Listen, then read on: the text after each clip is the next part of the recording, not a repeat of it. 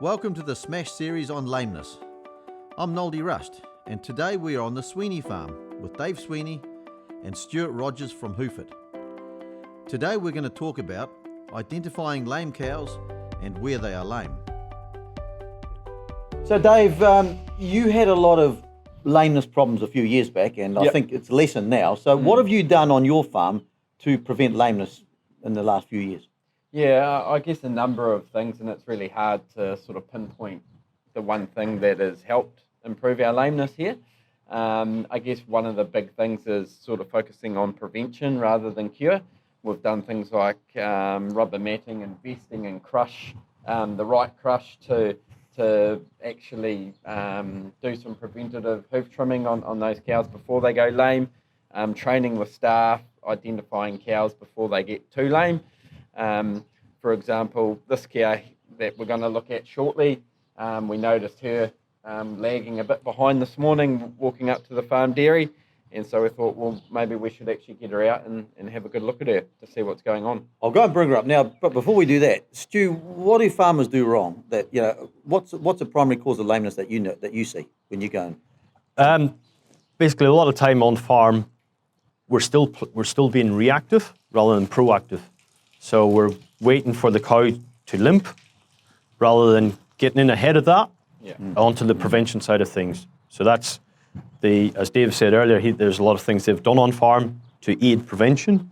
Your rubber mats, your cow crush, improving races, diet, and it's taken advice from all the professionals out there in those sides of the industry and bringing that into your farm, because every farm is unique and some things are more applicable than others. Right. Yeah. And on the hoof trimmer side of things, then we bring in on the prevention side is getting the actual hooves properly trimmed and properly balanced. So then the cow has got more, we're pushing any incidents of lameness further and further into the future. Yeah. Right. And that's where the prevention side of things is.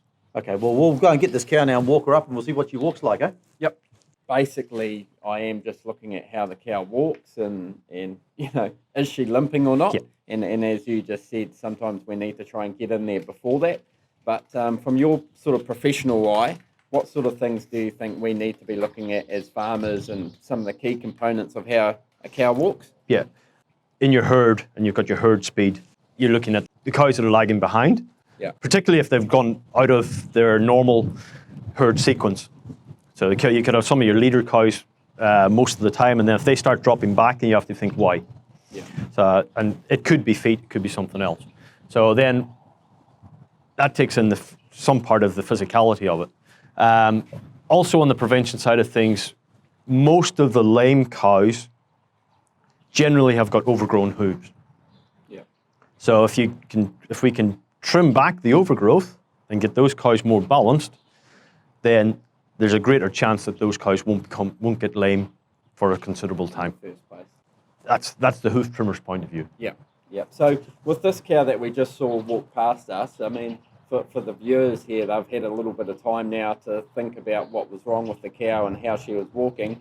In your professional opinion, what did you notice about this cow as she walked past you? Right. As this girl's walking past, the first thing we saw, she's definitely favouring the rear legs. She's favouring both rear legs, but the rear left more so. Yeah. And then when we looked at both rear legs, both outer claws were significantly longer than the inner claws on each leg. Yeah. And the actual hoof depth on that outer claw is deeper. Okay. So by that, are you saying that the outside claw is actually got more hoof to it than the inside? It's so claw. much bigger. Yeah. And when something is so much bigger, that's out of balance. Yeah. So you want to get the hooves working as near equal as possible on each limb. Yeah. So 50-50 is the aim, if we can. Yeah. But 60-40 is acceptable. But I would say with this girl, when we lift her, she's probably got 80% of the load on each outer claw. Okay. And the inner claw is only doing 20% of the work or less. And that's what happens when that claw gets overloaded. It's doing all the work, and at some point, it's going to basically have a breakdown, go lame. Yeah. And what we want to do in the prevention side of things is we want to minimize that. Yeah. And that's going to be a bit easier to show maybe on our next clip where we actually pull this foot up. You can actually show us Correct. that depth of that hoof on that outside claw. Look forward to it. So just to summarise though, so regular prevention is obviously very important. Is that right? Getting them in, trimming the hooves up, just so it's all nice and level, balanced. Prevention trimming is basically a maintenance program. Yeah. Okay. So it's, you look at it like assessing the tire pressure in your car tires. Right. Or greasing your tractor. Or greasing, or you putting grease in the grease nipples on all those joints. Yeah.